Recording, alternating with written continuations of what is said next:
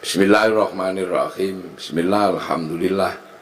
Wassalatu wassalamu ala rasulillah Sayyidina Muhammad ibn Abdillah wa ala alihi wa ashabihi wa azwajihi wa dhurriyyatihi wa ahli baitihi wa man tabi'ahum bi ihsan ila yaumil qiyamah.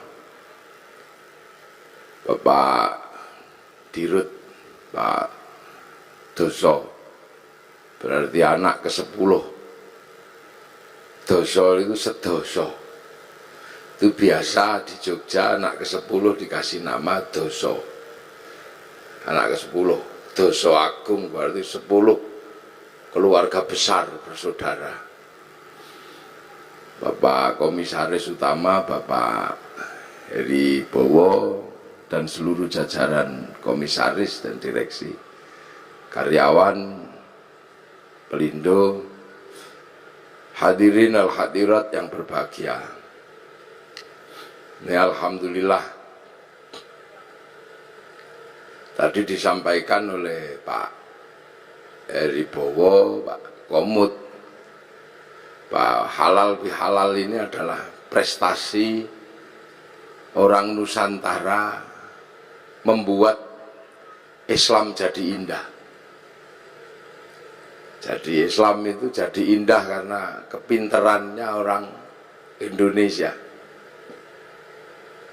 Puasa itu sebenarnya ya yang penting nggak makan dari sebelum subuh sampai maghrib, itu aja intinya. Nggak makan, nggak minum, nggak jawil-jawil, intinya cuman itu. Tapi orang Indonesia jadi pintar, jadi indah. Karena Indonesia ini mataharinya jarang dilihat tumbuhnya secara langsung karena terhalang oleh pohon, maka di Indonesia muncul tradisi imsak. Imsak itu karena mataharinya nggak kelihatan. Di Arab nggak ada begitu, karena Arab itu kalau matahari muncul langsung kelihatan. Di sini juga puasa itu jadi indah. Karena puasa orang sini lebih berat dari orang Arab. Orang Arab kalau puasa keluar rumah lihat padang pasir. Nggak ada orang pengen makan padang pasir. Tapi orang sini keluar rumah lihat jambu, lihat belimbing. Maka para kiainya daripada kamu nggak khusyuk kalau puasa, sebaiknya tidur aja. Maka kemudian setelah itu tidur, dikasih dalil naumuso imin ibadatun, tidurnya orang puasa itu ibadah. Nah, karena tidur terus akhirnya kiainya sepi, maka kiainya pergi ke pasar cari mercon. Akhirnya puasa di Indonesia muncul mercon dar-dor. Maka tidak usah heran kalau ada puasa kok merconnya banyak. Itu khas Indonesia. Terus kalau malam ada sahur. Bahkan sekarang ono sahur ora sahur sakarepmu ono. Nah, itu kehebatan orang Indonesia. Terus selesai puasa halal kayak gini nih, minta maaf. Di Arab sana nggak ada orang kenal tetangga. Nah, di sini bebeknya nelek di halaman tetangganya, maka saling memaafkan. Kerja di pasar biasalah, itu khas Indonesia. Kenapa? Karena puasa ini harus disyukuri. Berbahagialah orang yang berpuasa dan mau menjalankan puasa. Karena puasa ini nggak main-main. Ibadah yang Allah bikin alasan itu puasa. Karena puasa itu seperti penyiksaan, nggak makan, nggak minum, nggak penyiksaan. Tapi Allah kasih alasan. Puasa ini bukan kamu saja, tapi orang dulu juga tak suruh puasa. Kama kutiba 'alal ladzina min qablikum, seperti orang dulu. Jadi puasa ini bukan sampean aja yang disuruh. Seluruh manusia dari zaman bahula itu disuruh puasa. Makanya puasa ini ibadah yang paling terkenal. Karena puasa ini ibadah kuno, kurikulum lama. Ibarat sekolah kurikulum yang nggak pernah hilang itu berhitung. Matematika itu nggak pernah hilang kurikulumnya. Puasa itu juga sama, kurikulum kehidupan yang nggak pernah dihilangkan oleh Allah. Semenjak zaman Nabi Adam sampai Nabi Muhammad.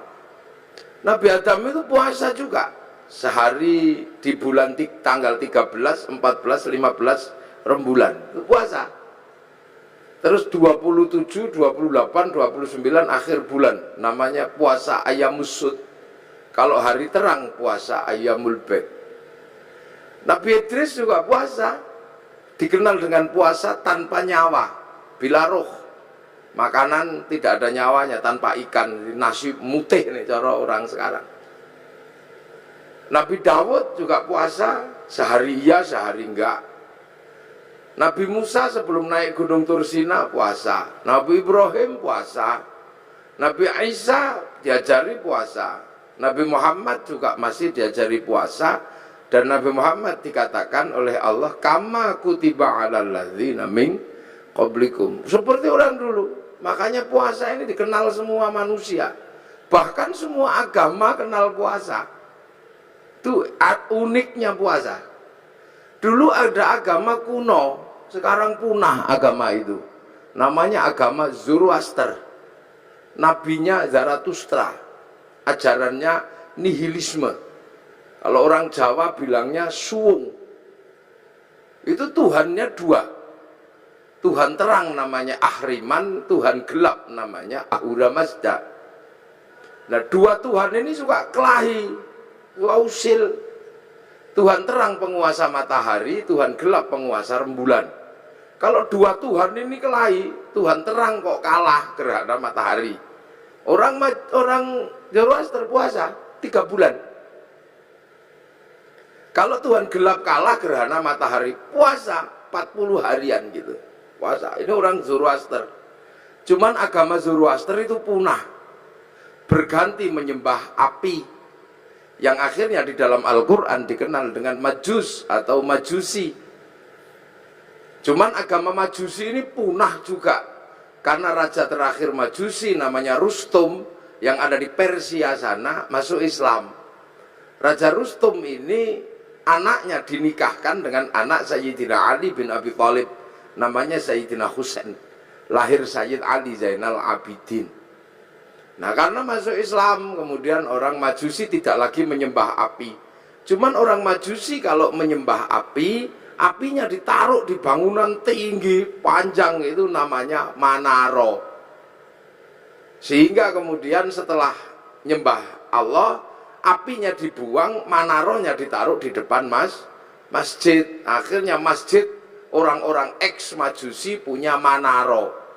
Begitu seluruh kaum muslimin lihat masjid orang Persia punya Manaro, kok bagus, maka kemudian seluruh kaum muslimin berlomba-lomba bikin Manaro di depan masjid, yang akhirnya sampai Surabaya jadi menoro. Di puasa. Lu ini Islamnya begitu. Kalau masjid khas Arab yang asli ya kotak tutupnya pelepah kurma. Menoro itu, menara itu dari tradisi Majusi dulu. Kubahnya itu ketika Islam ketemu dengan Nasrani yang di Konstantinopel, kemudian punya masjid, ada kubahnya itu sumbangan dari gereja dulu. Makanya kubah masjid sama kubah White House itu sama, kubahnya istananya Presiden Amerika ya sama kubah. Lah itu orang Majusi. Orang Hindu juga disuruh puasa. Jadi Hindu juga mengenal puasa, namanya upawasa. Upawasa itu nggak makan, nggak minum, nggak menyentuh perempuan. Untuk persiapan muksa. Muksa itu mati terbaik ala Hindu. Hilang raga dan sukmanya. Hanya bisa dilakukan oleh orang Brahmana. Kalau orang kesatria nggak bisa hilang, maka dibakar, dingaben. Kalau di bawahnya ada kasta namanya Wisya, pegawai negeri, Nah, sampean-sampean pegawai ini kastanya wisya, itu dibakar matinya kalau sudah punya uang. Kalau belum punya uang, nabung dulu. Nah, di bawahnya ada sudra. Sudra ini petani, pedagang, itu sudra, tukang las, itu sudra. Nah, di bawahnya ada kasta namanya paria, pengemis. Ini matinya nggak ada yang ngurus. Di bawahnya ada kuca. Kuca ini tukang ngutil. Jadi hidupnya ngentit. Apa itu? Tukang motong bansos lah kalau ininya. Itu kuca. Itu matinya juga nggak ada yang ngurus. Di bawahnya ada meleka, maling. Kalau ketahuan lari. Tapi di bawahnya ada namanya candala, maling kalau ketahuan berani. Nah ini begal itu. Nah ini nggak ada yang ngurus. Nah, makanya mati terbaik itu moksa. Supaya bisa moksa melakukan upawasa, nggak makan, nggak minum, nggak menyentuh perempuan. Nanti tubuhnya mengecil, kecil, lap, hilang, imaterial. Itu namanya moksa. Tapi waktu itu banyak yang gagal, sudah mengecil, ingat istrinya. Maka macet, jadi jenglot atau Bathara Karang itu. Makanya kalau ada yang ketemu jenglot jangan dijual mahal, itu produk gagal moksa.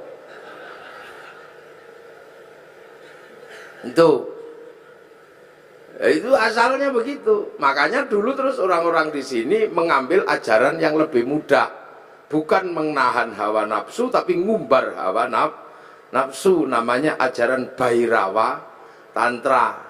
Itu upacaranya namanya pancamakara, laki perempuan utuh kabeh melakukan hubungan seks bebas sak mlengere. Sisane sekarang di Gunung Kemukus Boyolali itu. Terus minum arak sak mblengere itu. Perutnya biar kenyang, kasih makan makanan termasuk tumpeng. Nanti biar kalau sukmanya pergi, tubuhnya masih ada, namanya ngerogo sukmo, kasih makan daging manusia, maka tukul sumanto. Akhirnya orang di sini mampu punya ilmu ngerogo sukmo. Sukmane pergi diajak nyolong, namanya ngepet. Sukmanya pergi diajak mateni wong, namanya santet. Dijak mencintai perempuan, namanya pelet. Itu kuat sekali ajaran itu. Sehingga dengan ajaran Bhairawa melalui lautan Kertanegara sanggup menaklukkan Mongolia, menjadi negara terkuat di dunia, penakluk 2/3 dunia. Itu karena penganut Bhairawa. Itu Pelindo sekarang lah, pakai pelayaran. Itu makanya dulu terus paling berat itu Islam masuk ngadepi yang ini. Maka didatangkan ulama Persia namanya Sayyid Samsuddin Al-Baqir Al-Farsi. Tapi lidah Jawa, lidah Hono Coroko. Maka nyebut Sayyid Samsuddin Al-Baqir Al-Farsi meleset dari Syekh Subakir itu. Lidah susah orang Jawa. Sayyid Jamaluddin Al-Husaini Al-Kabir dari Syekh Jumadil Kubro. Karena lidah Hono Coroko itu kan susah. Alhamdu keluarnya Alkamdu. Ya Hayu ya Qayyum ya Kayu Kuyoka Umu. Robbil Alamin keluarnya Robbil Ngalamin, karena punyanya Mogo Botongo. Gak punya dot, punyanya lo, maka Ramadan keluarnya Romlan. Nah, makanya orang-orang ini datangkan Syekh Subakir ini ngadepi orang Bhairawa. Nah, orang Bhairawa akhirnya lari ke Banyuwangi sana. Dipimpin Menak Sembuyu Bajul Sengoro. Nah, di sana diajar sama muridnya Syekh Subakir namanya Maulana Ishaq. Makamnya di Kemantren Lamongan itu. Akhirnya Menak Sembuyu nyerah, anaknya yang perempuan dikasihkan sama Mbak Ishaq. Lahir Raden Ainul Yakin Sunan Giri, makamnya Gresik. Maka orang Bhairawa hilang, lari ke Bali. Tapi lama-lama tumbuh lagi orang Bhairawa di Kediri, nyembah patung Totok Kerot di daerah Pagu Pamenang, tempat moksanya Joyoboyo. Diajar sama Sunan Bonang, akhirnya nyerah. Lah begitu nyerah, ya sudah, kamu muternya tetap gak apa-apa, laki perempuan, tapi jangan nudo, pakai baju. Arak diganti teh, kopi atau air putih. Tumpeng karena itu halal nasi gak apa-apa. Ingkung manusia diganti ingkung pitik. Mantra ngerogo sukmo diganti kalimat tauhid la ilaha illallah. Makanya kemudian ada Indonesia punya tradisi tumpengan. Itu yang dandani namanya Sunan Bonang. Nah, Sunan Bonang mengajarkan kepada Sunan Kalijogo muridnya untuk disebarkan di seluruh Jawa. Sunan Kalijogo mengajarkan pada muridnya namanya Sunan Geseng. Sunan Geseng mengajarkan pada muridnya namanya Mbah Abdul Halim Pangeran Benowo, Surabaya sini. Mbah Benowo mengajarkan pada Mbah Abdul Rahman Pangeran Sambulasem, diajarkan kepada Mbah Jabar Tuban, diteruskan oleh muridnya namanya Mbah Sufyan Tuban, teruskan muridnya Mbah Abdul Halim Boyolali, punya murid Mbah Abdul Wahid Solotigo, punya murid namanya Mbah Khairon Purwodadi, punya murid Mbah Asy'ari Jombang. Nah itu Jombang lagi, punya putra Kiai Hasyim Asy'ari, maka pengikut Kiai Hasyim Asy'ari tidak alergi sama tumpeng. Nah ini berhubung orang Jombang mesti saya jelaskan. Jadi halal bihalal Jombang, tumpeng juga Jombang. Jadi biar Jombang itu ngertinya nggak cuman besut, mancamino. Jadi puasa. Makanya karena upawasa itu nggak makan, nggak minum, nggak menyentuh perempuan. Makanya ketika Islam datang membawa tradisi nggak makan, nggak minum, nggak menyentuh perempuan, namanya Syahrus Siam, kok seperti upawasa? Maka orang Indonesia menyebutnya bulan puasa. Jadi kalau sampean pengen tahu kenapa Ramadan kok disebut bulan puasa, karena dulu ada namanya upawasa, nggak makan, nggak minum, nggak menyentuh perempuan. Makanya kemudian Syahrus Siam disebut bulan puasa karena dulu upawasa. Orang Buddha itu juga pelajaran puasanya ada. Ketika ingin mendapatkan kesempurnaan menuju nirwana, itu puasa di bawah pohon bodhi, pakai kain selempang, tidak pakai daleman. Itu waktunya tidak terbatas sampai mendapat pencerahan. Agama besar Yahudi juga puasa. Kalau peringatan Yom Kippur mereka puasa. Nasrani juga diajari puasa. Kalau hari Jumat Agung menjelang Paskah juga puasa. Jadi hampir semua agama itu kenal puasa.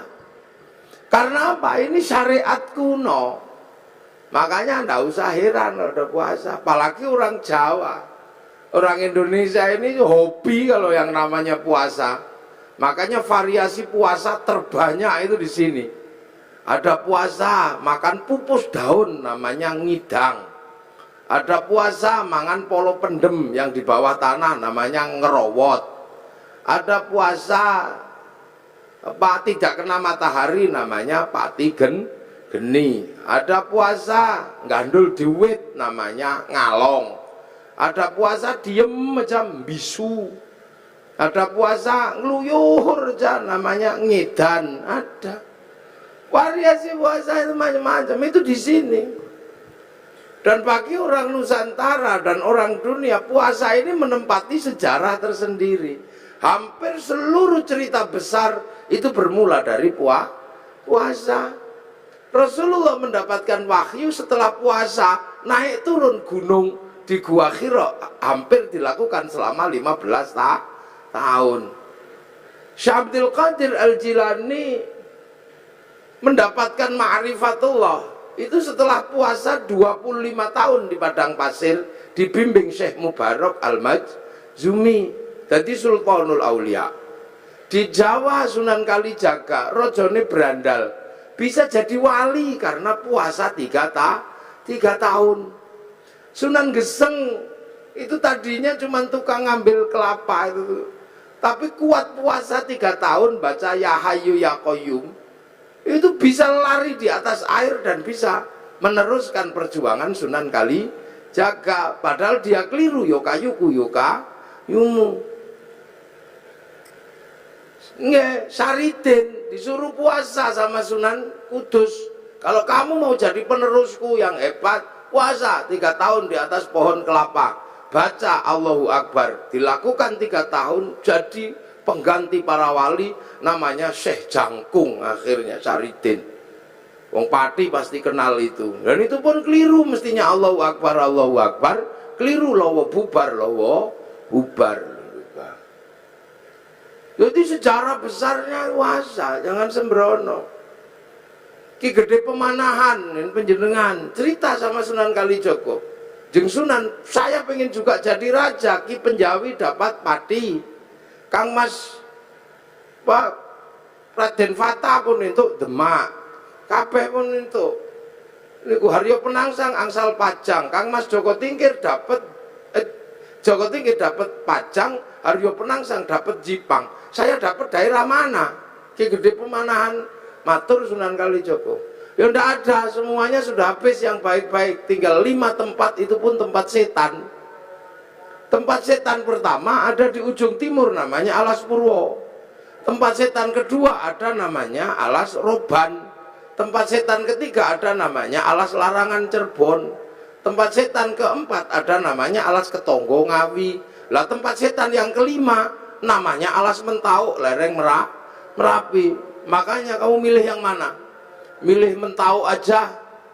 Wah, kalau kamu milih Mentau, setannya gede-gede, kamu puasa 20 tahun biar ditemani sama Ki Ageng Giring, jangan turun. Puasa 20 tahun di Bang Lampir Gunung Kidul. Ini Pak Doso pasti tahu itu. Itu bekas bokongnya itu sampai nyitak begini.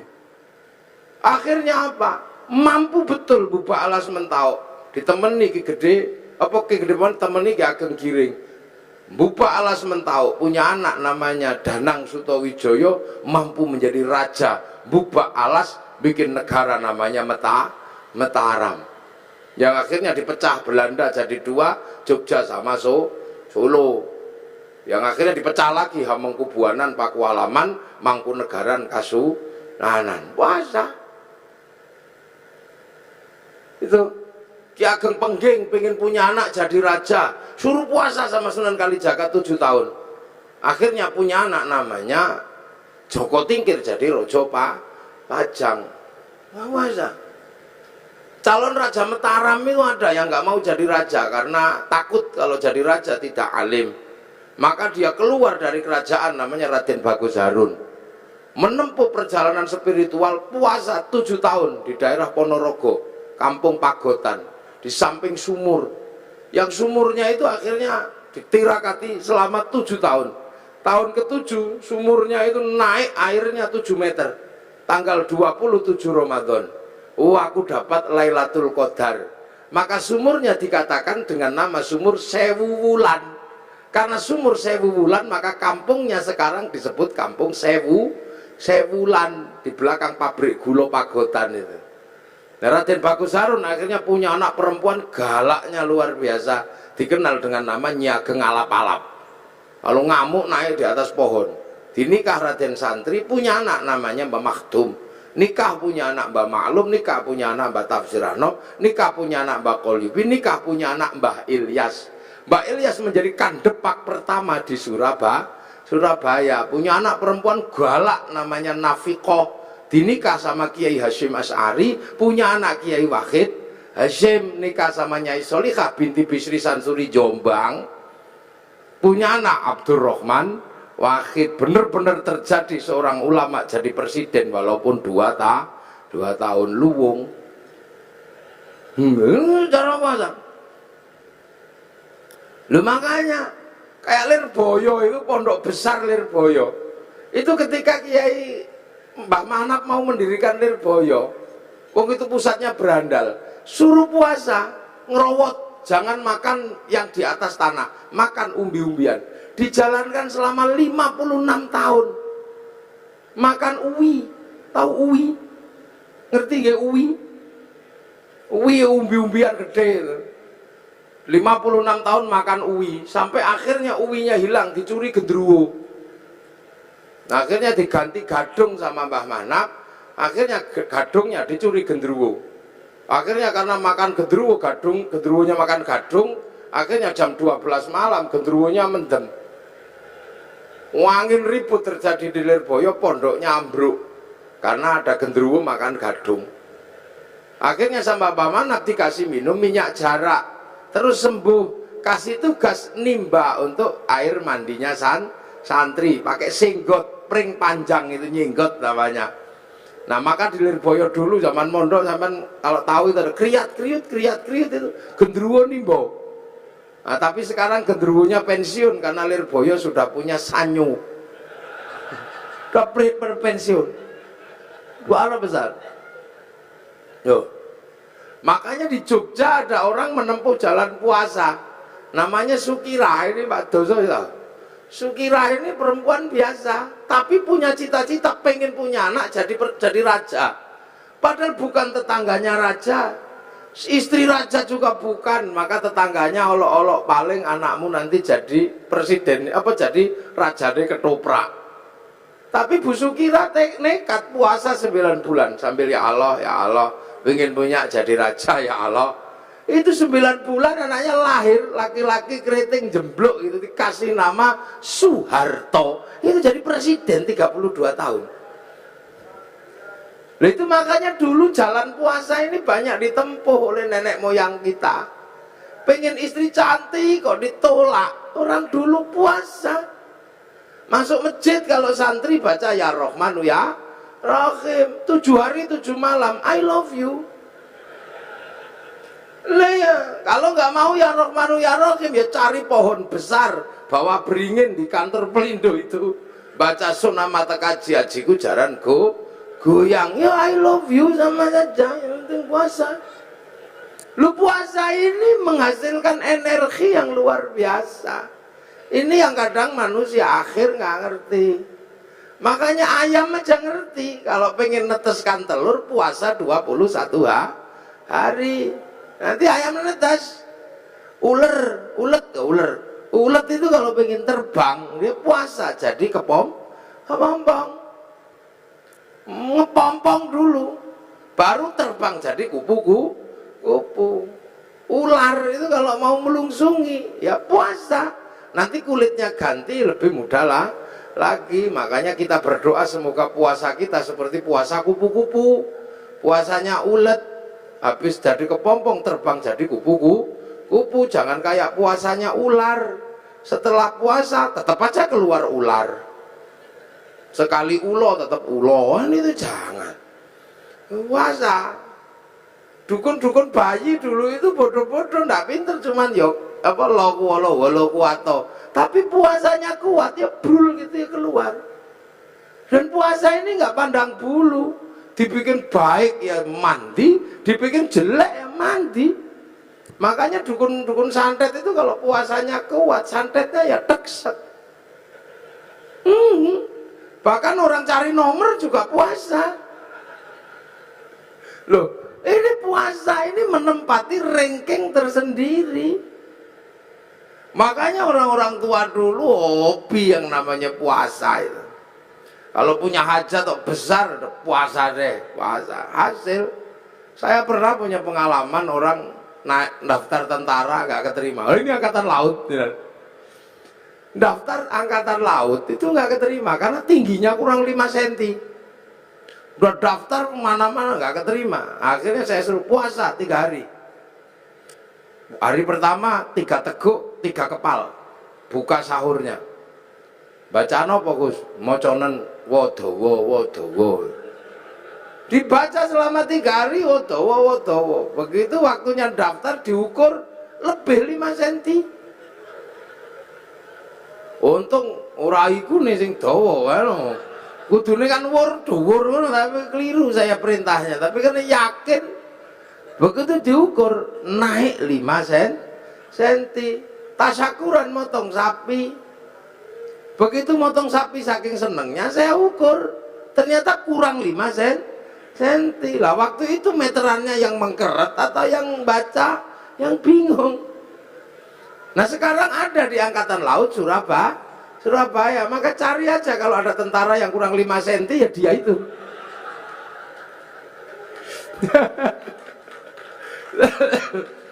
Ini puasa.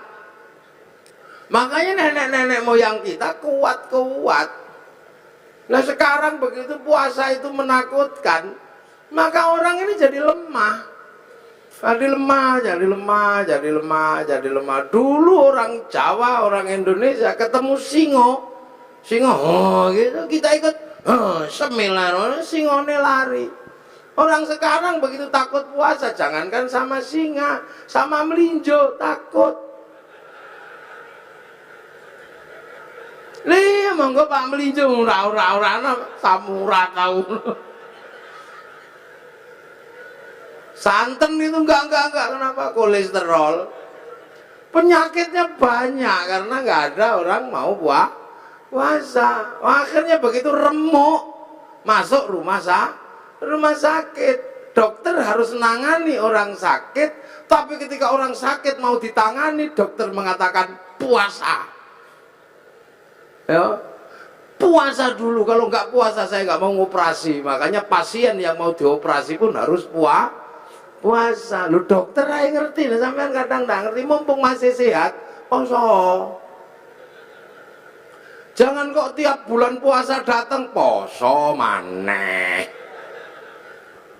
Lu itu caranya Allah. Dari dulu manusia dikasih senjata yang luar biasa, namanya puasa. Gitu. Makanya kalau ada people power enteng-entengan, ada puasa enteng-entengan. Apa puasa enteng-entengan? Diet. Nah diet itu puasa enteng-entengan. Kan Pak Amin kan mengatakan ada people power enteng-entengan. Nah puasa enteng-entengan juga ada. Namanya diet. Karena kalau diet kenemenen dead. Nah inilah ya. Jadi ini dari zaman kuno. Makanya orang itu kalau puasanya rajin, kuat. Nggak takut apa-apa, sehat. Nah sekarang manusia ini dengan puasa takut. Jadi puasa ini kiri kanan oke. Gaya apik mandi, bikin jelek ya mandi. Cuman puasa kita ini berbeda. Kalau puasa yang diajarkan oleh Allah ini la'allakum tattaqun, agar kita menjadi orang bertakwa. Apa sih takwa itu? Takwa itu adalah menghadapkan wajah kemanapun, merasa diawasi oleh Allah. Itu. Oh ini ngaji kalau di syuting itu ya gini, jadi panas. Lampune siji loro. Ngerti wong pelindung Kiai Ireng. Lampune diakeh, Pak Doso ngerti Kiai Ireng lampune sing akeh. Mengarah ke saya semua ini lampunya, bau panas. Jadi walaupun saya ngadep ke sana, saya nggak lihat ada perempuan di sini, nggak kelihatan. Kalau lampunya gitu. Takwa itu apa? Menghadapkan wajah kemanapun, merasa dilihat Allah. Nah, makanya orang bertakwa itu menjalankan perintahnya, menjauhi larangannya, karena kemanapun merasa melihat Allah. Lah kenapa kalau merasa melihat Allah, merasa dilihat Allah, merasa diawasi Allah, kok harus puasa? Ya memang itu caranya. Karena manusia itu nggak kenal Allah. Ini nggak kenal. Tapi manusia yang asli kan kenal. Manusia itu yang asli kenal Allah, harus tahu ketemu kok. Sudah pernah dep-depan sama Allah manusia itu. Ditanya sama Allah, kamu lupa nggak kalau aku ini Tuhanmu? Enggak ya Allah. Aku akan ingat engkau Tuhanku. Alastu bi rabbikum? Qalu bala syahidna. Ya, saya akan. Ya sudah, kamu turun sekarang. Fanfukur ruh, maka manusia dari langit diturunkan ke dunia. Langit busu turunkan ke dunia. Ditaruh di mana? Ditaruh di daging dunia. Lah daging ini produksi lokal dari makanan orang tuanya makan diproses di perut, dikeluarkan jadi jadi umbel, jadi apa. Nah, makanan manusia yang paling intinya itu disimpan di sini, namanya nutfah. Nutfah itu zat hidup yang ada dalam setiap makanan, karena Allah berfirman, idza arada syai'an ayyaqula lahu kun fayakun. Simpen di sini namanya nutfah atau mani. Maka nanti kemudian dicampur, punya bapak, punya ibu, produk dunia ini. Pak Doso, lampunya dimatikan terus dicampur itu. Terus nanti dititipkan ke rahim ibu. 3 bulan jadi segumpal darah, 4 bulan jadi segumpal daging. Nah kalau sudah jadi daging, maka kemudian nyawa turunkan, manusia yang dari langit diturunkan masuk ke dalam daging. Nah, begitu masuk ke dalam daging lah proses casingisasi dilakukan. Ditempelkan, manusianya ditaruh dalam daging, dagingnya ditambah, kasih tulang, kasih tiang, kasih ikat otot, bungkus kulit, tumbuhkan rambut 9 bulan keluar. Begitu keluar manusia yang asli sudah di dalam, yang kelihatan bungkusnya. Lah bungkusnya ya tergantung yang buat.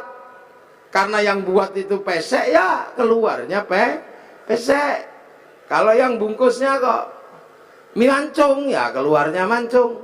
Kalau yang bikin bungkusnya kok cantik ganteng, nah keluarnya ini.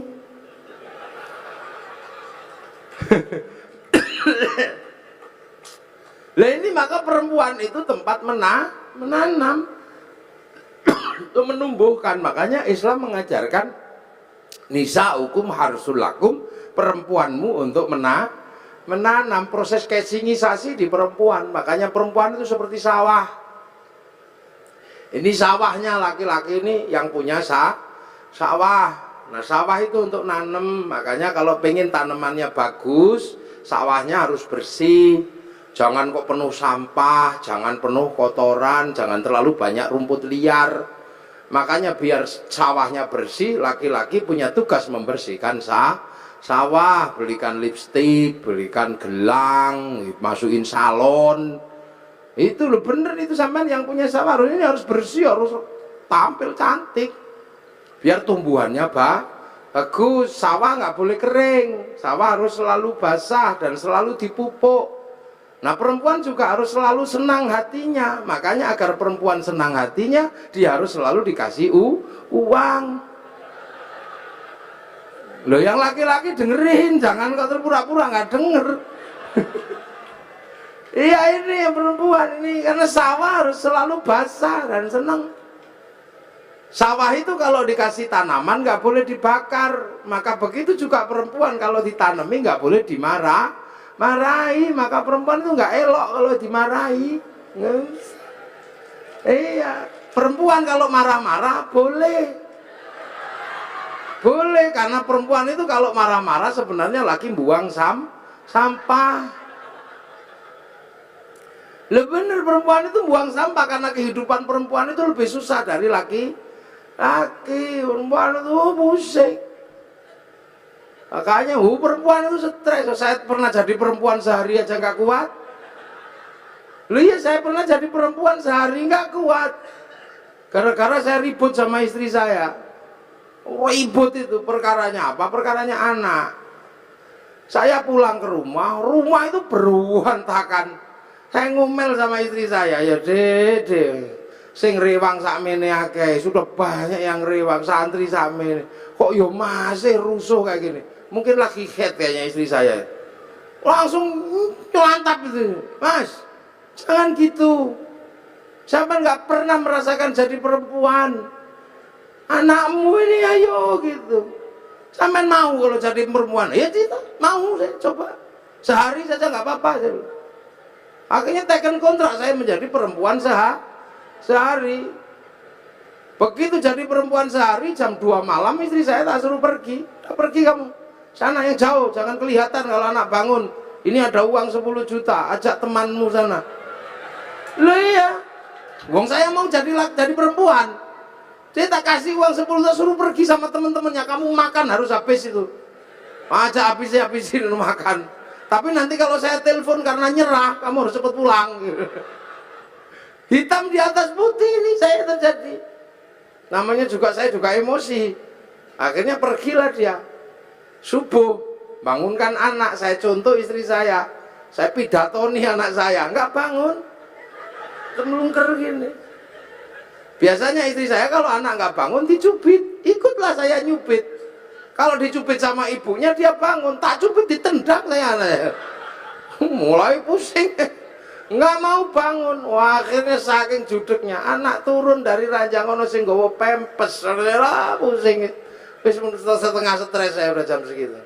Terus dimandikan, biasanya kalau istri saya mandikan kan disemproti satu-satu gitu. Tak semproti, ngamuk karena nggak panas. Wah, kaduan sing siji begitu tak panas sih kepanasan. beratnya itu. Habis itu makan, setelah makan tak suapi satu-satu, saya nyontoh aja. Biasanya kan anak saya dijejer gitu disuapi satu. Saya yang nyuapi disembur, jarene kegeden, piringnya juncal no. Stres, dan saya gagal menyekolahkan anak-anak sampai jam 7 masih ribut gak mau sekolah. Jam 10 itu rumah itu dicat semua, pakai lipstik, gambari. Jam 1:30 saya nyerah jadi perempuan. Dek pulang, ampun, menyerah saya. Pulang ternyata istri saya sudah di tetangga gitu, langsung pulang. Iya saya ngerti sampean gak akan kuat. Tak cek kalau tangannya tak ambung ping pitu itu saya. Semenjak itu, semenjak itu saya tahu bener-bener jadi perempuan itu beratnya luar biasa. Kapok saya. Wis gak kemana-mana, aku mau dadi itu, aku mau dadi lanang iso dolan. Ini berat. Makanya saya anggap perempuan itu kalau ngomel buang sampah. Dan laki-laki itu tempat sampah. Makanya kalau perempuan kita lagi buang sampah, tempat sampahnya jangan ditutup. Nanti dibuang ke tetangga sampahnya. Weanan sama tonggo, pusing kita. Karena laki-laki itu sama anak dan istri lebih memilih istri. Loh iya, anak suami itu lebih sayang istri daripada sayang anak. Mulutnya aja yang sering mengatakan saya lebih mencintai anak dari kamu. Enggak, kata siapa? Laki-laki manapun pasti lebih mencintai istrinya. Buktinya ada. Pulang kerja, anak di pangku tetangga, enggak apa-apa. Terima kasih. Iya, pulang kerja gitu anaknya di pangku tetangganya, terima kasih, matur nuwun nggih pun ngomong anakku lo. Coba kalau istrinya yang di pangku tetangga, oh langsung bawa arit. Itu tandanya bahwa suami lebih cinta istri, gayanya aja. Makanya perempuan kalau ngomel udah biasa, dia lagi buang sampah, udah. Dan perempuan kalau lagi emosi harus diredam, karena bahaya kalau perempuan itu emosi nggak diredam, marahnya menjadi-jadi. Saya punya pengalaman meredam istri yang sedang marah, tak kasih contoh. Ini saya pengalaman pribadi, curhat saya. Bukan curhat, kasih pengalaman. Istri saya tak suruh dandan, dik dandan yang cantik, karena nanti kawinannya santri. Maka habis subuh dandan sampai jam 7 pagi. Perosoku begitu keluar itu cantiknya luar biasa istri saya. Oh cantik itu, pergilah ke pernikahan. Bawa anaknya satu, bawa santri satu, namanya Arifin. Begitu sampai di perempatan, ya Allah, di seberang sana ada perempuan cantiknya luar biasa. Di dalam mobil, rambutnya merah, kacamatanya neng bun-bunan gini. Lelaki-laki lihat gitu yang merucut. Ya Allah Pin, Ayunita itu. Lah begitu saya bilang itu lupa kalau bawa istri. Saya dicubit dari belakang itu sakitnya luar biasa. Sampai hari ini masih kerasa sakitnya. Padahal sudah 3 tahun yang lalu. Akhirnya saya bilang enggak deh, ya kamu ngomel, berang dasar matanya laki-laki. Wah, mau ngomong enggak deh, nggak mungkin, saya udah terlanjur ngomong.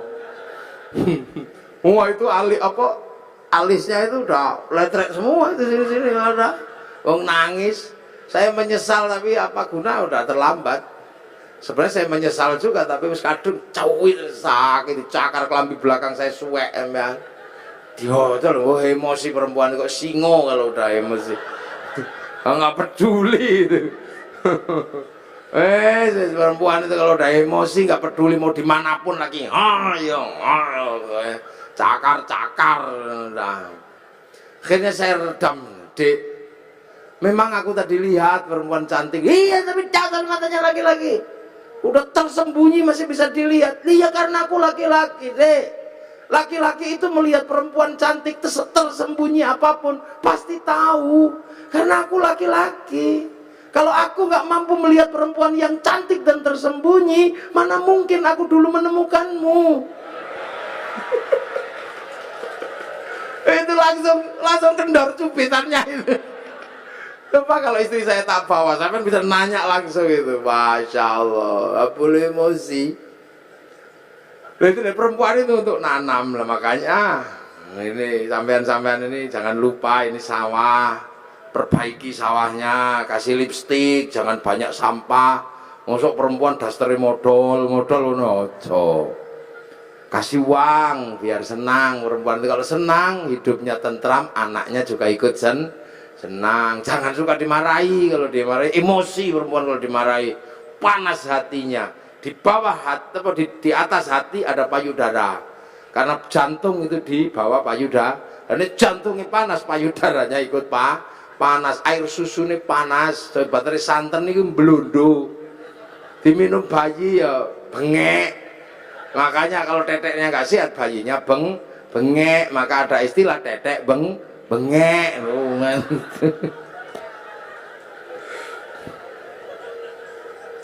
Loh itulah perempuan untuk nanam, untuk membuat proses casingnya manusia lah. Casing ini dunia, makanya manusia ini casingnya aja, ini tergantung yang nyita aja. Ini dunia, ini casingnya. Tangan ini dunia, maka dia senengnya dunia.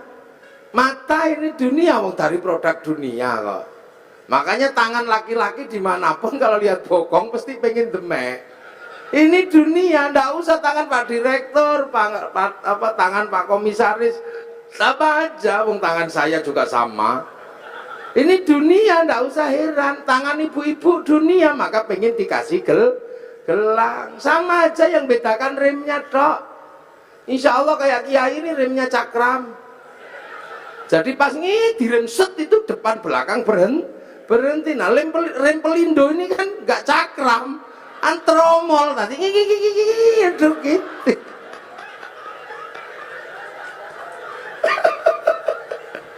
Lah ini dunia. Loh makanya yang dunia, yang berasal dari dunia, ya senangnya dunia. Mata ini ya senangnya dunia. Kaki ya senangnya dunia, telinga senangnya dunia. Nggak usah heran.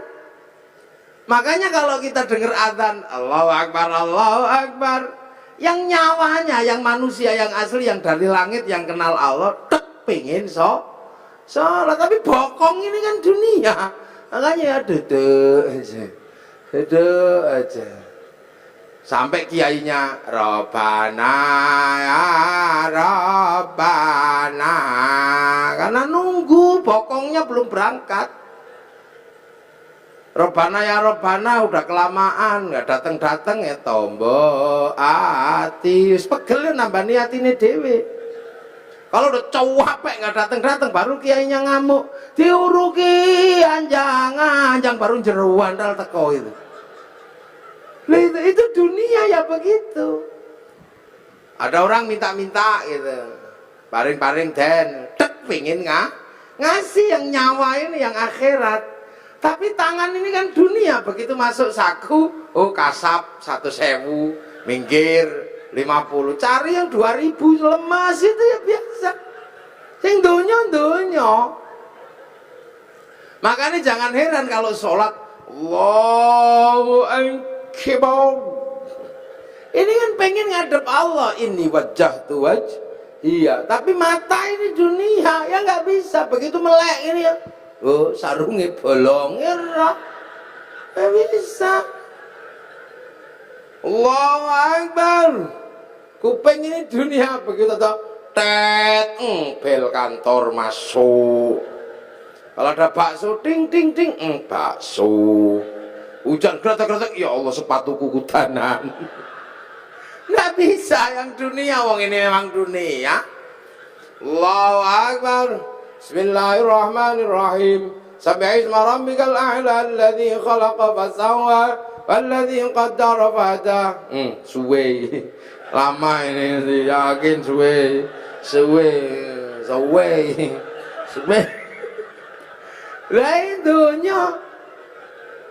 Lah ini dunia, makanya nggak usah heran. Yang dunia senengannya dunia. Tapi kan ini raga punya tugas menghantarkannya nyawa. Sama dengan padi punya tugas mengantarkan beras. Sama dengan debok punya tugas mengantarkan pisang. Lah manusia punya tugas menghantarkan innalillahi wa inna ilaihi raji'un. Makanya nanti tiba-tiba ya sudah, satu saat ini semua akan kembali. Nah yang kembali apa? Ya nyawanya. Yang dari dunia ya dikembalikan lagi ke tanah. Itu balik ke tanah, kubur situ, terus dimakan cacing, bosok, keluak, bosok. Bosokannya cacing diisep sama rumput, rumputnya dimakan sama kambing, kambingnya dipotong bikin anak lagi. Lah itu namanya teori rantai makanan. Makanya manusia, padi, pisang sama. Ada waktunya panen. Kalau padi dipanen sama Pak Tani, pisang dipanen Pak Tani, manusia dipanen sama malaikat Israel. Panen aja. Begitu beras diambil, pohon padi ya tidak diurus, dibakar untuk makan sapi. Begitu pisang diambil, pohon pisang ya dibuang ke sungai. Begitu manusia diambil isinya, ya kelontongannya ya dibuang ke kuburan, sama aja. Nah padi walaupun terpisah dari pohonnya, begitu masuk laboratorium tetap ketahuan padi organik atau bukan organik. Walaupun sudah terpisah, orang nggak perlu lihat pohon padinya dulu seperti apa, rekam jejaknya ada di beras, rekam jejak pohon pisang ada di dalam pisang, rekam jejak kehidupan manusia ada di dalamnya nyawa. Makanya ya cari rekam jejak yang bagus. Itu tangan ini merekam jejaknya nyawa, mulut muni apa wae rekamannya ada di dalamnya nyawa. Sama kayak syuting itu, ngadep saya dari tadi. Itu tugasnya cuma apa? Nyarikan bekal kartu memori. Setelah ngerekam saya, syutingnya dibanting nggak apa-apa. Yang penting memorinya masih ada, diputer keluar gambarnya, sama aja. Manusia juga gitu, makanya cari rekaman yang bagus. Nah orang tidak mendapat rekaman bagus kalau nafsunya tinggi, egonya tinggi. Lah ego itu ada di dalam jasad, makanya jasad disuruh ngurangi makanannya agar ego jasadnya turun. Makanya kalau mata melihat gini, egonya turun, lihat istri gemuk, alhamdulillah, egonya udah turun, alhamdulillah gemuk. Tanpa tak kasih makan 3 hari juga masih hidup. Akhirnya ruhani kita merekam alhamdulillah. Tangan pegang panas, masya Allah. Tapi kalau ego tangannya tinggi megang telek, oh telek ini ya yang terekam telek. Sendal hilang, kalau egonya sudah turun, sendal hilang, masya Allah. Tapi ini egonya tinggi, sendalnya hilang, waduh sih ya sudah, kambing ini. Akhirnya yang terekam itu kambing. Begitu masuk laboratorium kok ada kambing dipanggil, "Beng, kok kamu ada dalam hatinya orang ini?" "Iya ya Allah, fitnah itu ya Allah." Fitnah itu, hoax itu dulu. Saya nggak terima karena saya difitnah nyuri sendal. Padahal seumur-umur tidak ada kambing nyuri sendal. Itu ada, makanya rekaman ini itu. Pelajaran dasarnya itu sebenarnya. Makanya manusia harus punya rekaman yang baik. Lihat Pak Preskom gini, oh ulang tahun, alhamdulillah beliau belum ada ubannya. Kan keluar. Nah kalau yang egonya tinggi, udah setua itu, masih nggak ada ubannya, pasti semir 1 kilo itu.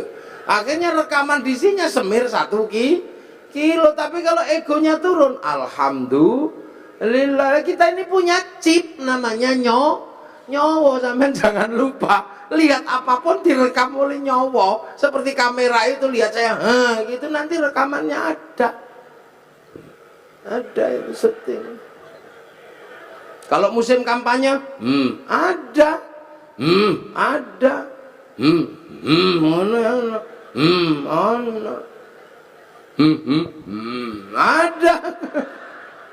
Itu rekamannya ada semua itu di situ nanti. Sama dengan manusia, dingke wong adus, ono sesuk rekamane.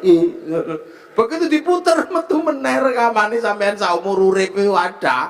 Makanya rekamlah yang bagus. Nah agar rekamannya bagus, nafsunya harus kan lah, nafsu diturunkan dengan cara puasa. Makanya orang kalau puasanya ini kuat, nafsu egonya tuh turun. Sebab apa?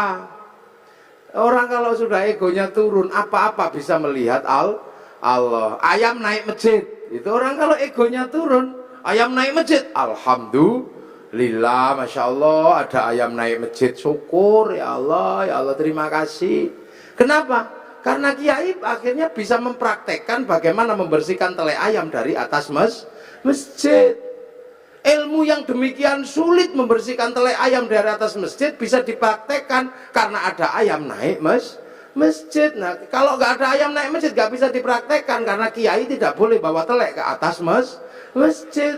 Jadi alhamdulillah ilmu bisa dipraktekkan karena barokah pitik. Makanya hati-hati, nafsu itu mengingkari Allah. Contoh, ini mudik lebaran. Orang Surabaya ini yang paling seneng dulu itu rujak cingur. Akhirnya karena musim lebaran cari rujak cingur kemana-mana nggak ada. Sana nggak ada, ke sana nggak ada. Sampai seminggu kepengen rujak cingur. Bayangkan rujak cingur saja udah ngiler. Akhirnya pas halal bihalal ke tempatnya Pak Dirut, Pak Doso, ada rujak cingur. Seminggu kepengen rujak cingur, ada. Ya halal, ya silakan makan, tapi hati-hati. Kalau saya nggak berani makan, karena itu bisa jadi halal buat jasmani, tapi haram buat rohani. Karena nikmatnya mesti luar biasa. Wong kepengen seminggu. Begitu setelah dari Pak Doso seminggu kepengen rujak cingur dapat, tiba-tiba besoknya ke tempatnya Pak Pres,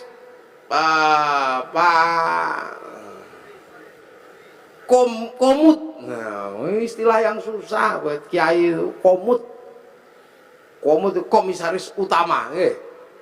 Nah itu termasuk Pak komisaris itu tiba-tiba ada ini rujak cingur yang sama. Tapi karena kemarin sudah dapat, akhirnya monggo. Sampun Pak, sampun. Monggo, sampun. Karena udah nggak kepengin. Tapi karena nggak enak sama Pak komisaris ya, dimakan. Enak tempatnya Pak Dirut.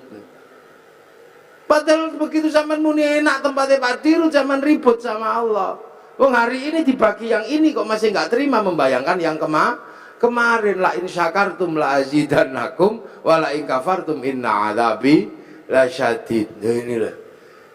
Jadi ini makanya orang kalau puasanya kuat-kuat, ini nafsunya turun kemanapun kembali kepada Allah. Nah itu loh, maka la'allakum tattaqun, semoga kita menjadi orang yang bertakwa. Lah makanya nafsu ini kalau udah turun, hidup jadi enak, indah. Makanya kita ini kalau orang-orang yang sudah bertakwa enak, lihat apapun kembali kepada Allah.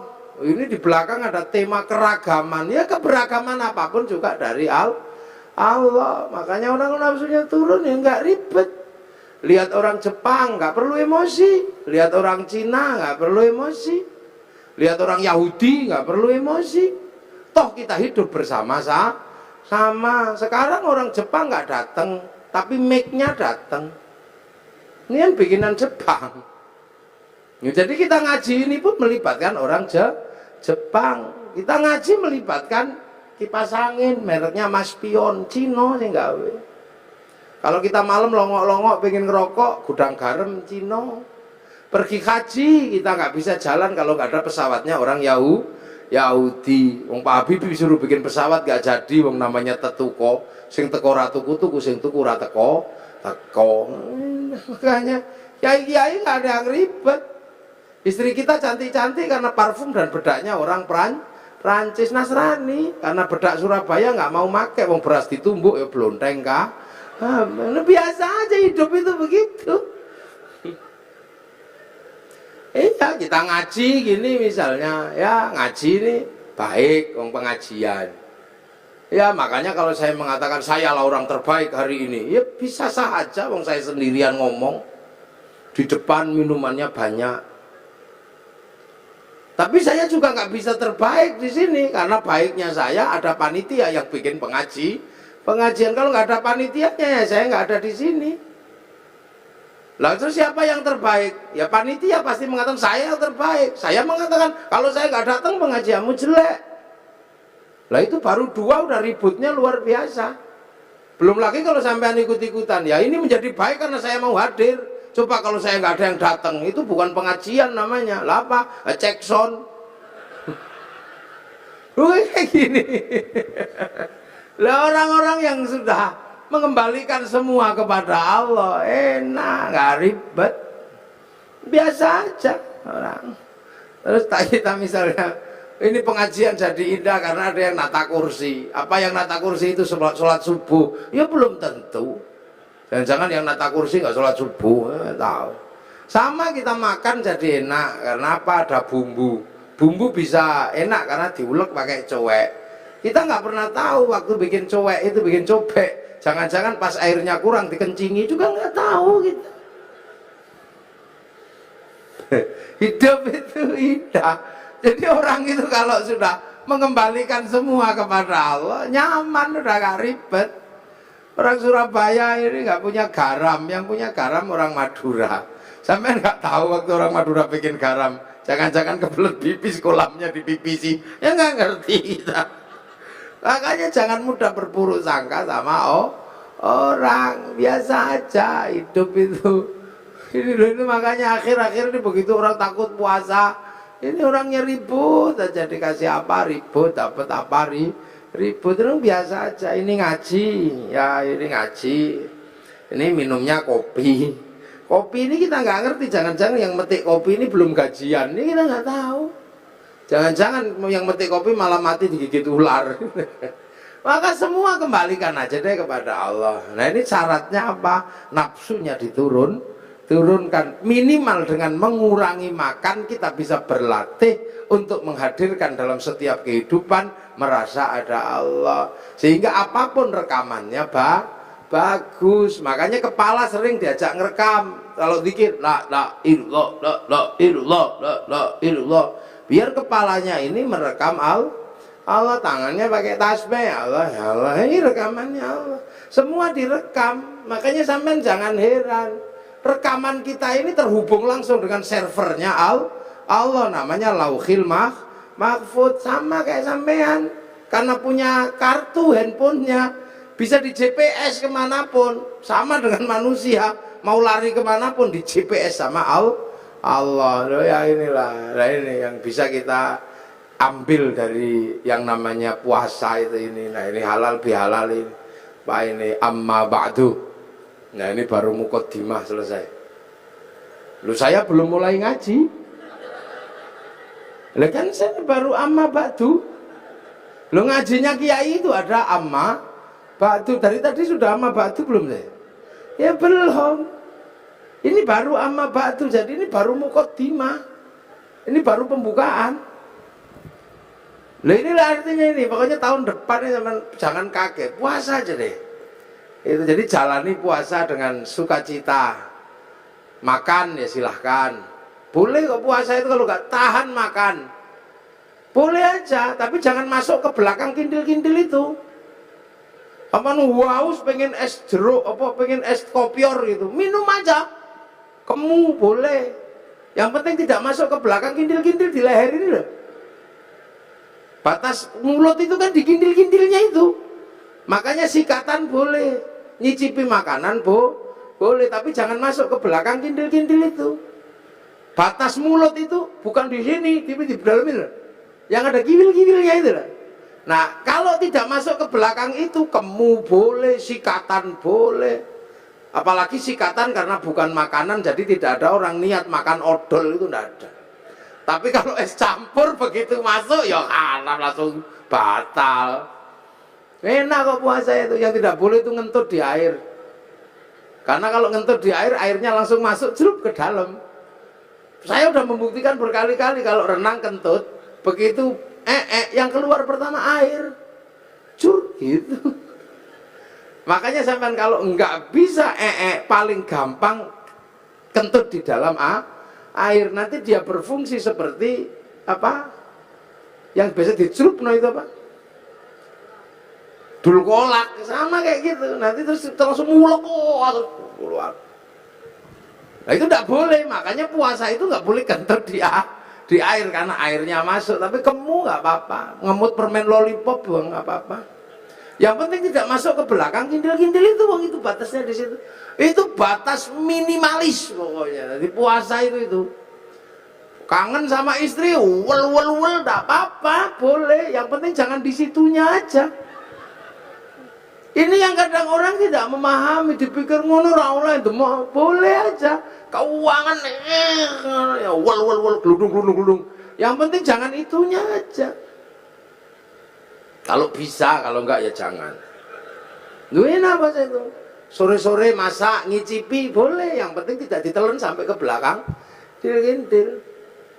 Itu aja. Nah inilah makanya semoga ini mengingatkan kita semua tentang puasa. Selebihnya nanti ada hal yang lain. Kalau masih ada waktu ya kapan lah kita sambung lagi. Ini muqaddimah aja untuk menjelaskan biar kita nggak takut puasa. Karena puasa ini kama kutiba alal ladzina min qablikum. Mudah-mudahan ada manfaatnya. Ihdinas siratal mustaqim. Assalamualaikum warahmatullahi wabarakatuh.